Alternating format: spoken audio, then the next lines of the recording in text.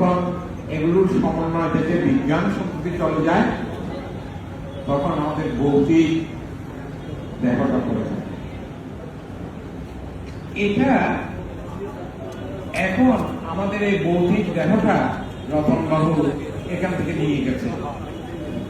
কেন নিয়ে গেছে? এটা যদি এখানে বেশিক্ষণ রাখা হয়, তাহলে এই সব কিছু বিজ্ঞান সম্পত্তির অভাবে সবগুলো পচনশীল। এই সত্যটি তথাগত বলছেন অনিত্য। রতনবাবু মারা গেছেন, আমরা প্রতিনিয়ত মরছি। এখানে যে 4টা বাজে এসেছি, এখন 7টা বেজে গেছে, তার মানে আমাদের রূপান্তর করছে। আপনারা কি সেটা বুঝতে পারছেন? কেউ বুঝতে পারছেন, আমরা বুঝতে পারছি। এটা প্রমাণবাবু একটা ইঙ্গিত দিয়ে গেছেন যে আমরা অনেক দেরিতে বুঝতে পারছি। রতনবাবু মারা যাননি। রতনবাবু কি হয়েছে? রতনবাবু রূপান্তর আমাদের যেমন আস্তে আস্তে রূপান্তর ঘটছে, আমরা বুঝতে পারছি না। কারণ আমাদের মধ্যে সেই বুদ্ধিচিত্র জাগ্রত হয় না। তাই তো তথাগত বুদ্ধ আমাদের এই মৃতদেহ দর্শন করতে বলেছে। এখন বান্তুরা কিছুক্ষণ পরেই বলবেন, আমার পরেই বলবেন বান্তুরা, আনিচ্ছা বতসংখ্যা উৎপাদা বাইরামিনো উপাধিত্রা নিরুজ্জান্তি ঈশান বতসংস্ক। এই সত্যকে উপলব্ধি করতে হলে রতনবাবুর মরদেহের সামনে থাকা উচিত। রতনবাবু কেমন ছিলেন? রতনবাবু কি পরিবারের সাথে আত্মীয়তা করেছেন? রতনবাবুর পৈতৃক এবং তার শ্বশুরকুল সবকিছু বর্ণনা করেছেন আমাদের পূর্ববর্তী বক্তারা। তার বড় ভাই, তার বাবা, বাংলাদেশ আমি কেন লিখে পূর্ববর্তী তার বাবার কথা বলতে বলেছি, আপনারা তো অনেকে জানেন না। কারণ সন্তানরা এখন পিতার কথা বলে না। আজকে রতনবাবুর কথা বলতে গিয়ে রতনবাবুর পিতার কথা বলা হচ্ছে। রতনবাবুর পিতার কথা কেন বলা হচ্ছে? এই সেই বাংলাদেশ বৌদ্ধ কৃষ্টি প্রচার সংঘ, যে বাংলাদেশ বৌদ্ধ কৃষ্টি প্রচার সংঘ বাংলাদেশের বৌদ্ধ ধর্ম সংরক্ষণ সংস্থাপন ও বিবৃতিতে আজ থেকে প্রায় 7 দশকের অধিক কাল ধরে কাজ করছে। আমাদের সঙ্গের প্রাণপুরুষ যার ফটো, এখানে সমস্ত সংগ্রামদের ফটো, সমন্বয়কদের ফটো দেখছেন। আমাদের যাদের পথরেখা ধরে বাংলাদেশ বৌদ্ধ কৃষ্টি প্রচার সংঘের সৃষ্টি হয়েছে, বাংলাদেশ বৌদ্ধ কৃষ্টি প্রচার সংঘ এই বাংলাদেশের বৌদ্ধ ধর্মের অভিবৃদ্ধির জন্য এখন অব্দি কাজ করছে। সেই সংগঠনের অন্যতম প্রতিষ্ঠাতা আমাদের রতনবাবুর, রূপায়ণ বাবুর বাবা। তিনি একজন মহান শিক্ষক, শিক্ষকতার পেশায় তিনি ছিলেন। আমি ইমার্জি ডাক্তার ইমার্জি বড়ুয়া সহ তাদেরকে চিনতাম না, তারা রূপায়ণ বাবুর ছেলে বা আমাদের রতনবাবুর ভাই। আমি আজকেও চিনলাম যে তারা রূপায়ণ বাবুর ছেলে, বড় ভাইয়ের ছেলে। যখন ইমার্জির ছোট ভাই ওইখানে কাকার মুখটা মুছছিল, আপনারা কি দেখেছেন? কেউ লক্ষ্য করেছেন যে তার পিতৃত্বের মুখটা সে মরদেহের মুখ মুছছিল? আমি বারে বারে দেখছিলাম। আপনারা অনেকেই হয়তো সেদিকে থাকাননি।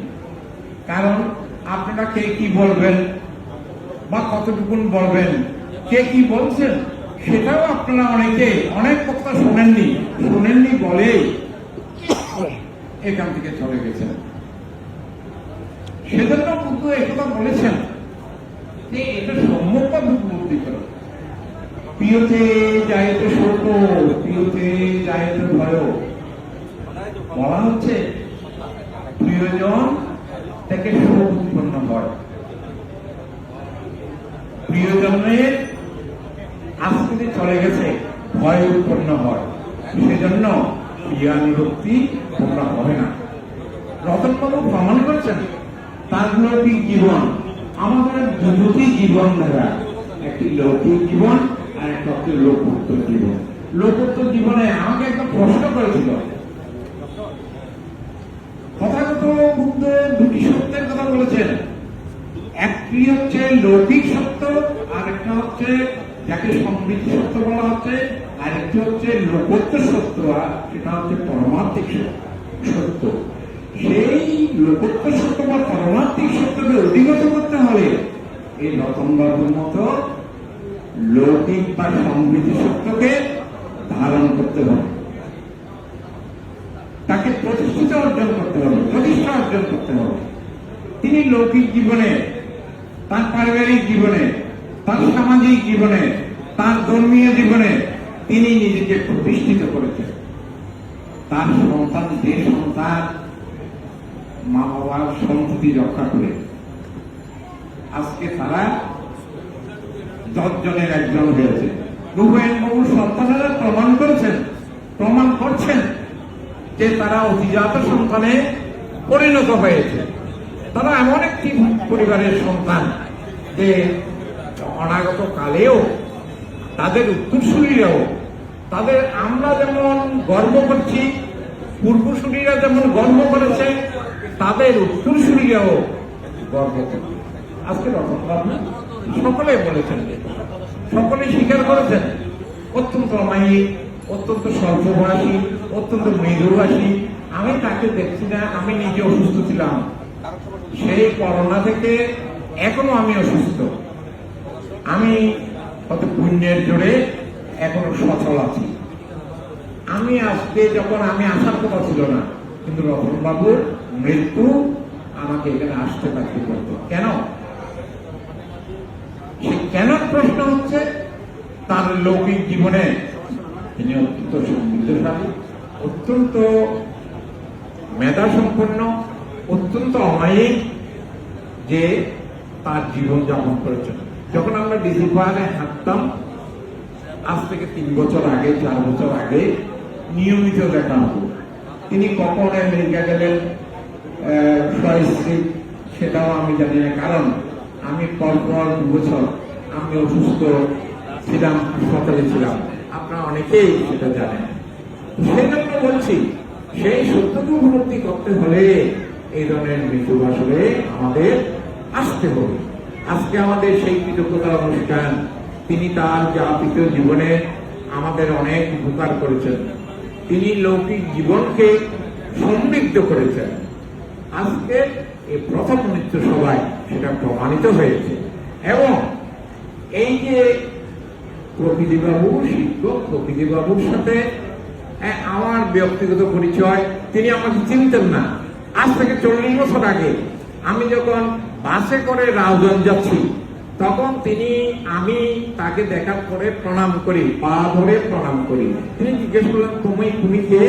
আমি তখন বললাম, আমার বাড়ি আবুরকিল, আমার নাম অমুক, আমি অমুক বাবুর ছেলে। ও তুমি? তিনি বললেন, তুমি রোহিণী দাদার ছেলে? অর্থাৎ তিনি বললেন, আমি তোমাদের স্কুলে পড়াতাম, আমি তোমাদের পাড়াতে থাকতাম। তখন এই যে অঞ্চল কুমার তালুকদার বলল যে তাদের বাড়িতে তার বড় 2 ভাইকে আমাদের প্রকৃতিবাবু পড়াতেন। অর্থাৎ আমাদের বাংলাদেশ বৌদ্ধ কৃষ্টি প্রথার সঙ্গে তিনি শুধু প্রতিষ্ঠাতা অন্যতম কর্মকর্তা ছিলেন না, তিনি নির্বাচন কমিশনের তখন পরপর অনেক নির্বাচন তিনি পরিচালনা করেছেন। এটা সোজা ব্যাপার নয়। যারা নির্বাচন পরিচালনা করেন এই জাতীয় আন্তর্জাতিক সংগঠনে, তিনি বেশ কয়েক টার্ম তিনি এই বাংলাদেশ বৌদ্ধ কৃষি প্রথার সঙ্গে তিনি নির্বাচন কমিশনার ছিলেন। তো আমরা রতনবাবুর কথা শুনেছি। আমি বাংলাদেশ বৌদ্ধ কৃষি প্রথার সঙ্গে আমাদের মাননীয় সভাপতি প্রদন্ত বুদ্ধপ্রিয় মহাতেরও, আমাদের মহাসচিব প্রফেসর ডক্টর সুমনকান্তি বড়ুয়া সহ আমাদের অগণিত কর্মীবৃন্দদের পক্ষ থেকে রতনবাবুর পার্বতী মঙ্গলাতে পুণ্যায়নী সংখ্যা আমরা দান করছি। এই রতনবাবু আমাদের প্রত্যাশা রতনবাবু আরো উন্নত জীবন তিনি লাভ করুন তার রূপান্তরের মাধ্যমে আমাদের জীবনের সমস্ত পুণ্যানিশংস তাকে তার মঙ্গলার্থে দান করে আমি আমার বক্তব্যের পরিসমাপ্তি ঘোষণা করছি। ভবতু।